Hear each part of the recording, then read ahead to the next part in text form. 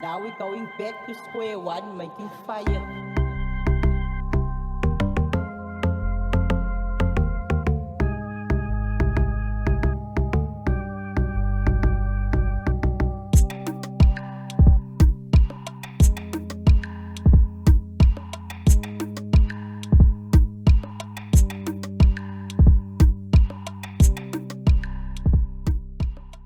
Usually, when you talk about empowerment, especially as it relates to women and children, we just think about things that have to do with money. So they've got to use virgin materials, which is not their fault. It's our fault. We are the consumers of that glass product.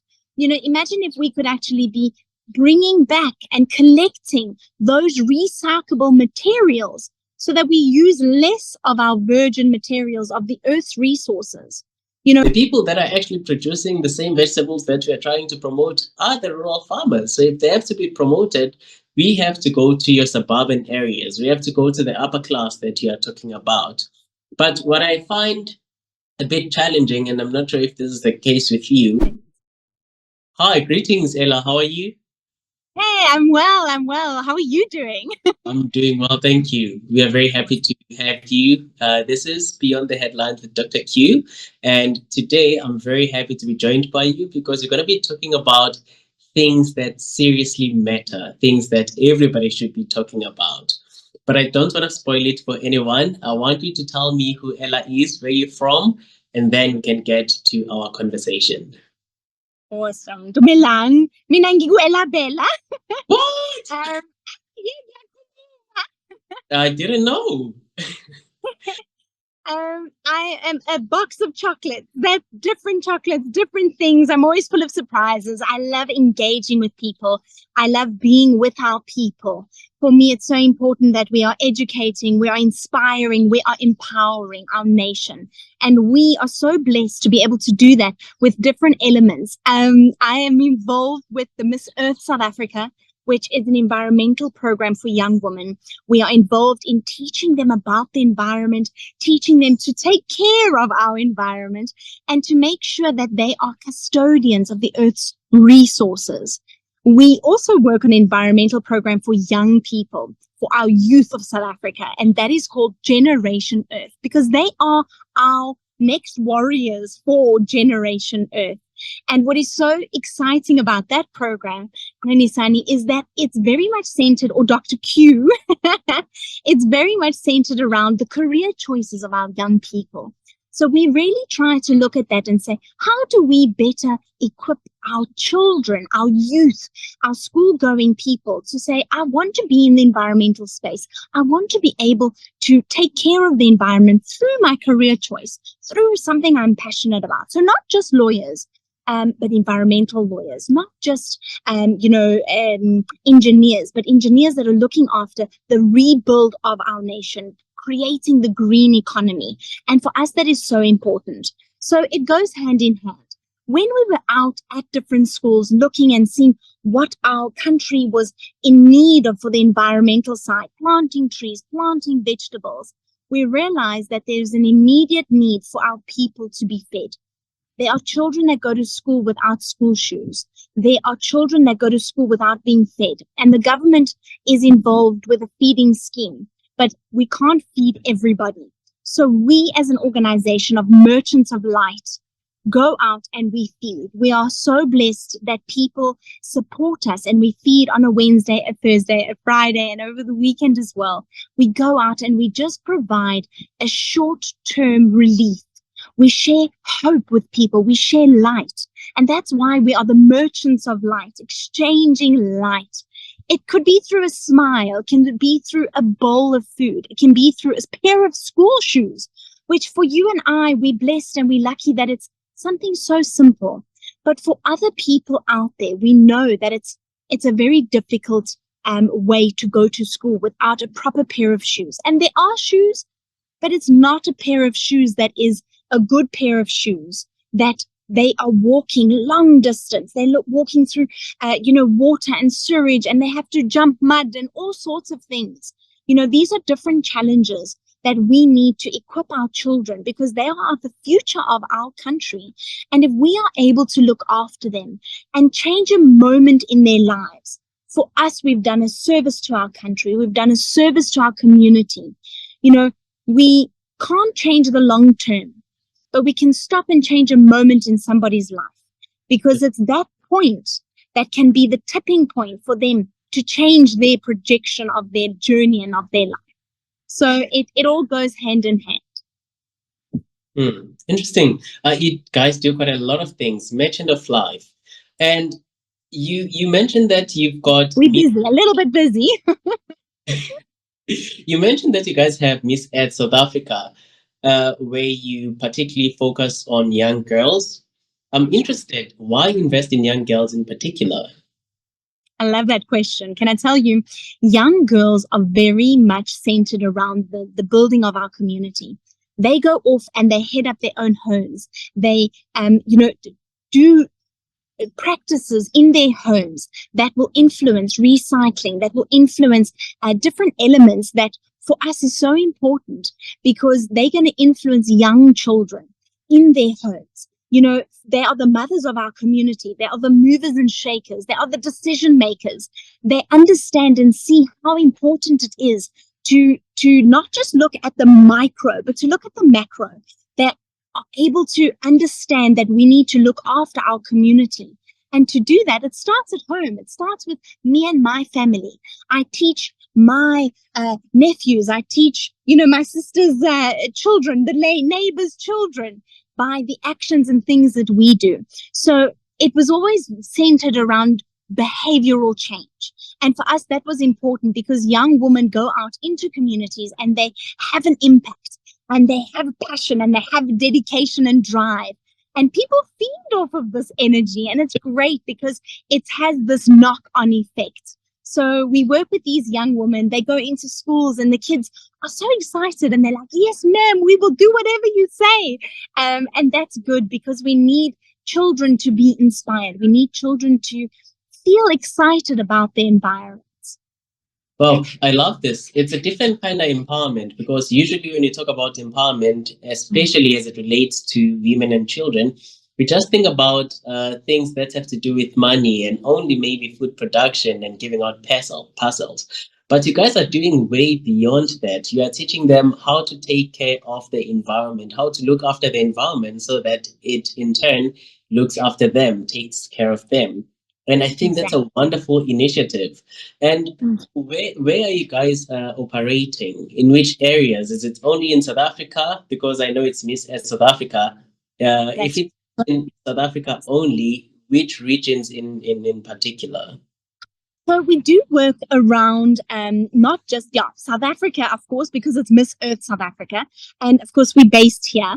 However, we do have the license for Miss Earth Zambia, which is quite exciting as well. So we've got a whole Zambian cohort of young women that are involved in the environment as well. So that's quite special because we do a connection between the South African girls and the Zambian girls.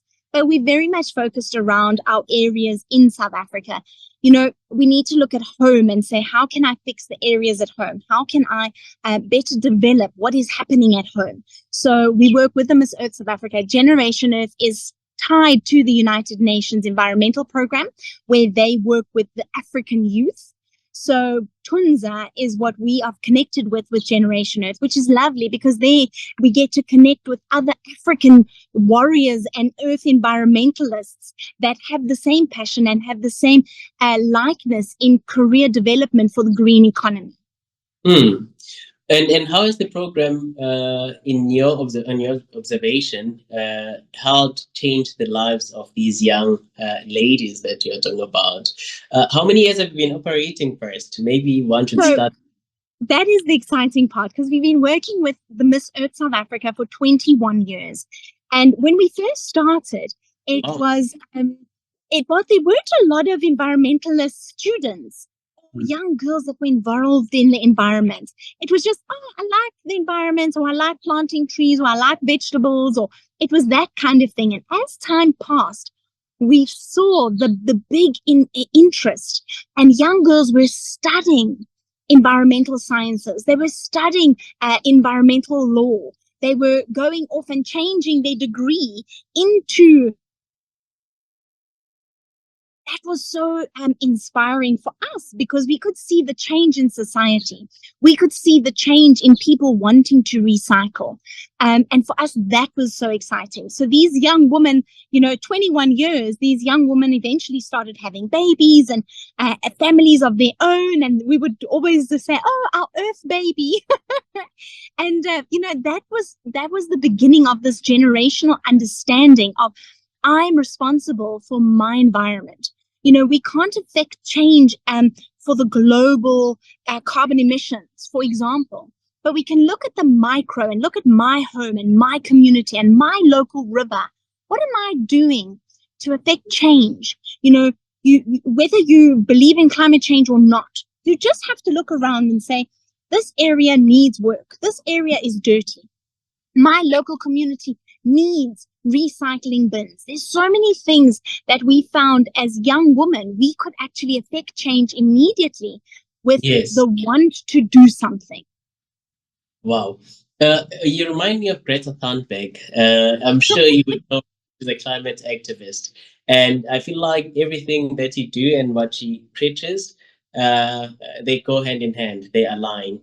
And one of I think of late, she's just busy attacking organizations for being the greatest culprits for what we see as it relates to climate change. Would you agree as well? You know what? I think there's a different way of going about creating change. Yeah. Listen, the things that she's done is incredible. The dedication that she's put towards her cause is incredible. I'm not that kind of person. I'm more of a diplomat. I'm more kind of come into my circle. Let's discuss it. Let's change it together, because you've got to actually be able to work with big companies and big corporates that are the polluters. Because if we shout at them and tell you are the problem, as opposed to giving them an opportunity to say, come be part of the solution, for me, it isolates them, it alienates them. And you know what? We come from a country where we are a negotiating country. We are a togetherness country. Imagine in our democracy many years ago when it was just people forced to create the democracy. It needed to come from within. It needed people to fight for the cause because it was the right cause. I do believe that there are people behind those big companies that are slowly creating those changes in policy so that it can trickle down and create a change and a difference. There needs to be people like me, but there also need to be people like Greta Thunberg, because there needs to be both prong approach, where the one is, come discuss, let's fix things. And then the other one where it is, you better fix things now. So it needs to be both kinds of people. And listen, in our world, there needs to be lots of different kinds of people fighting for causes that prevent the degradation of our world, of our home. We've got to be working on many kinds of approaches so that we can protect our earth, protect our resources, because at the end of the day, the earth will survive. The earth will recover. We're trying to save ourselves. We're not trying to save earth. We're trying to have good, clean air for ourselves, good, clean food for ourselves, for our survival, for our children's survival. So there needs to be a dual kind of approach, an aggressive one and one that says, come and sit around the table. Let's be part of the solution, not the pollution. Oh, I didn't mean to rhyme there. Yeah. We need both approaches so that 100%. Things can be fixed. If not, how dare you? So you also have Generation Earth in addition to South Africa. Tell me about that. Now, that is an exciting thing, because these young people are very much centered around the activist change, like the Greta Thunbergs. And we kind of channel that energy and dedication into an element where they can actually choose careers that will create change in many years to come. So when we build back better. When we have fires, We put mechanisms in from an engineering perspective, from a law perspective, to help benefit the people. You cannot be looking at things without looking at people and planet. They go hand in hand. Our social issues and our environmental issues go hand in hand. You cannot expect people, for example, that are suffering from HIV and AIDS to not care about the environment, because the environment has to provide them with good, clean food so that their body can be fighting the disease that they have, the virus that they have. So, it's a silly example but you know how they need to be balanced. There needs to be balance. So when we look at our social issues, if it's from health or education, the environment plays a part in that. So we teach young people. We've got a summit every year where it's a celebration and a platform for young people to discuss, learn, and to be inspired and empowered by what it is that their role is in the environmental space. And you said, which regions do you work with in South Africa? So it's mainly for Generation Earth. It's Cape Town, Durban, and Johannesburg. But we're growing, and we've got interest from other schools as well. So we're trying to get the word out there, because what's the thing with working with schools is you work with them and then they go to, grade 11 and matric, and it's, more academics. So you work with them when you are able to. But for us, it's important that we plant that seed for them, that they will then take on careers that will benefit people and planet in their choice of careers going forward. Definitely. And you mentioned that you need organizations as part of this. I'm going to refer to it as a movement for a good cause. Are there any organizations in particular that you've worked with? Coca-Cola, maybe? Well, we've had to work with Coca-Cola because, it is, yes, especially because of the United Nations link. And, they sponsor a lot of the United Nations projects and things. And I think it is good because we often blame the big corporates, but it's the people that are littering. It's the people that are consuming that product and throwing it away and getting rid of it on our beaches, in our rivers. And it's so important that I, as a consumer of that juice, Coke, packet of chips, packet of peanuts, I'm responsible for throwing that in the correct way, it away rather in the correct way, and recycling what needs to be recycled, reusing what needs to be reused. So, we like to point fingers, but waste stops with me. I'm the consumer of that product, and yes, we call them to be responsible and to put funds back into river cleanups, beach cleanups, and that is so important.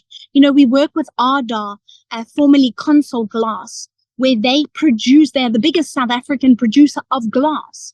We only get between 30 and 40% of that glass coming back.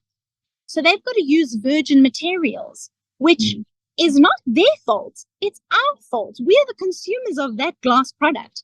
Imagine if we could actually be bringing back and collecting those recyclable materials so that we use less of our virgin materials, of the earth's resources. We are part of the problem. You and me, we consume and we don't recycle. We don't send back to the factories and the manufacturers. We need to realize waste stops with me first.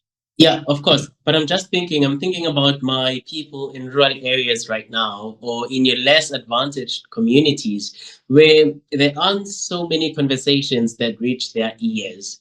And I wonder if education doesn't play an important role in this drive. You know what? And I think what we try and do is we tailor make our educational talks for the different areas that we go to. You need to understand people with more money consume more. Yeah. They have the means to recycle. People in our rural areas, our villages, they consume less. They're the ones with less bottles and plastic and rubbish and things that they need to recycle. So even though you've got the idea that they should be recycling, yes, but we should be teaching them about vegetable growing, faster growing timber, that they can be using for burning of fuel as in, boiling for water, etc. That's the kind of educational program that needs to be tailored for certain areas and certain people. We kind of have this blanket idea of reduce, reuse, recycle, finish. You've got to look at who you're speaking to. You've got to look and say, what are the resources that person has? What is, relevant for those people, and tailor make what the message is. So, you say, oh, we must reuse our plastics and our bottles and our things that we've got. Yes, provided they have them in the first place. Yeah. So it is, the word scaftini is a notorious reuse of a product. I don't have to teach people that. There's people in our society that know exactly what a scaftini is. They know the potential of a scaftini. It's more the people that are seen as our upper class that need to be re-educated, more educated on preserving, reusing, and actually finding a new life for a container, a plastic bottle. We need to find those scaftinis in all of our different materials. So it's nice to say that, oh, we've got to educate our underprivileged. I don't think those are the ones that we need to be educating. For me, they know exactly the value of what it is that they're buying. They know that if they return that glass bottle, they get a deposit for it. So we need to change our thinking when we're wanting to go out and educate people on recycling. It's really about looking at who are these people, what are their needs, what are their wants, and what is it that they are using on a day-to-day basis. Maybe I didn't share my even before we started interacting, but I am in agriculture. That's my space. I particularly focus on crop production, and I'm much interested in indigenous crops. So this one time I had to sit down. I was actually chatting to a friend, and I sat down and thought to myself, seriously, when you talk about food security, we say we want to go to rural farmers and we talk to them about producing indigenous vegetables. But if you look at what is happening around, the people that are actually producing the same vegetables that we are trying to promote are the rural farmers. So if they have to be promoted, we have to go to your suburban areas. We have to go to the upper class that you are talking about. But what I find a bit challenging, and I'm not sure if this is the case with you, the same upper class, the same privileged groups that you refer to don't really want to be educated. What has been your experience? I hear you, and you're quite right. And I think just because they've got the convenience of having that extra spend, I'm not going to refill my bottle of water because I can buy a new bottle of water. We've got to speak to them to reach their heart. Because, when we go out, we speak about head, heart, hands. When the head understands the problem and finds the solution, the heart is engaged. The heart is then saying, okay, I'm passionate about this. I understand the problem. I understand my role in the problem. Once the head and the heart are engaged, the hands begin working. The hands change their behavior. So that for me is so important. We've got to engage the head, educate. We've got to engage the heart on the emotional side, inspire them to do something different. And then we empower them to go out and make the difference. Definitely. It's a process. And Ella, I almost said Bella. Ella. It's Ella Bella. It is Ella Bella. So it rhymes. It rhymes nicely. I love how you were named. And Ella, tell me, so now if you had to give me a take-home message yes. around the work that you do, how would you encourage me? How would you persuade me to take a part? You know what? Each person can do what they are able to do. Don't look at what other people are doing. Don't look at what you are not doing. Look at the little bit that you are doing, because that little bit, A, inspires others to do a bit more. B, it's creating a change and a difference. Every little bit helps. And the more you do, the more you change, you realize the little bit more that you can do, the little bit extra. Because once you're in it, there's no going back. I cannot not recycle. My heart will shout at me. It's just once you begin, doesn't matter where you begin. Maybe you just begin with recycling glass bottles. Maybe you just begin with taking your paper, your newspaper that you get on a weekly basis. You take that and you read it and you make sure you recycle that. Once you begin, you have to just begin somewhere, wherever it may be. You will so inspire yourself to continue on this green journey, because it just takes one act to say, you know what, I'm going to do this much. And you do it. You do it with your whole heart. You do it with your whole mind. And slowly but surely, you create your own journey. You create your own impact. And that change of behavior will inspire those around you. And that is great. And stay true to it. People make fun of you, and they do, because they'll say to you, oh, Ella, you always have your plastic packets with you when you go to the shop, and you always have your shopper, and you never use plastic straws. You're always walking around with your metal straw. And I'm like, yes, I hope I inspire you to walk around with your metal straw.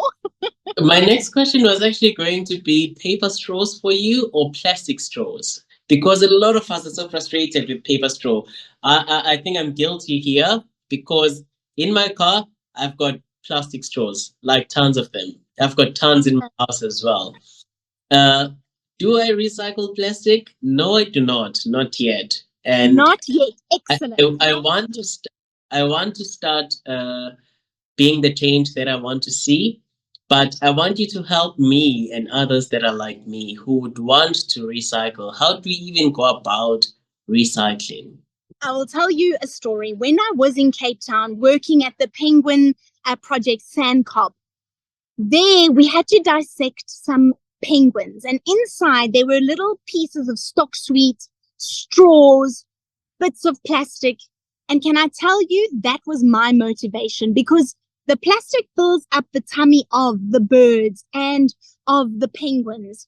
It fills up the tummy, and they think that they are full. So they stop eating. They literally starve themselves to death. So when I saw that, I thought, there's no way I'm eating stock sweets with plastic straws. I am recycling all the ones I have, and I'm going to either reuse, or if I know I'm going to get a smoothie, or I like smoothies, or I like freezos, I'm going to make sure I've got a metal straw with a cleaner that I can use it and clean it and do my bit, because I never want to be part of the cause of these helpless animals that are dying because they're eating all these bits of plastic. So I hope that is a motivation, and I know it's a heart motivation, but it's the truth. When we go out to beach cleanups, the things we pick up are stock sweets, earbuds. Change your earbuds to paper earbuds. It's an easy thing. They're exactly the same price at Dis-Chem and Clicks. It's an easy shift. It's an easy change. And yet the impact of it is huge. That for me, I'd rather make the small changes for those huge impacts in our ocean life, on our beaches. It just takes me to consciously say, next time I go and I buy something, I'm voting with my money. I'm stopping and I'm saying I'm going to do better by making a consumer choice with my money. Okay, so now I commit to being part of this great change. And that's my commitment, and that's my gift to you. I love it. I love it. Children's children. But Thank you. But I wanna know, where do I go to? I've got tons of plastic bottles. I've got tons of straws and whatever in my house. Where do I? So there's a couple of websites. So if you've got plastic, you can go to Plastics SA. It's a website where it shows you all of the places that they do collection. ARDA, you can go and find where they do collection of glass. And, look in your local newspaper. They've got areas there that you can actually say, okay, where do I take this newspaper? Ask your local newspaper, where does the recycling happen? It is so important in your area that you know the area and the things that are in your space to use them for your benefit for the environmental side. Okay. Thank you so much, Ella. Pleasure. Absolute pleasure. An amazing conversation. The last question is, how do we get involved? How should a person who is listening to this conversation get involved in this wonderful project that you guys are running through Merchant of Life? Well, thank you. You know what? They can contact us on Instagram. It's Merchants of Light, the Merchants of Light. There we go. And it's the Miss Earth underscore SA on Instagram, Miss Earth SA. There's a website. So, I mean, if you Google it, you'll find us.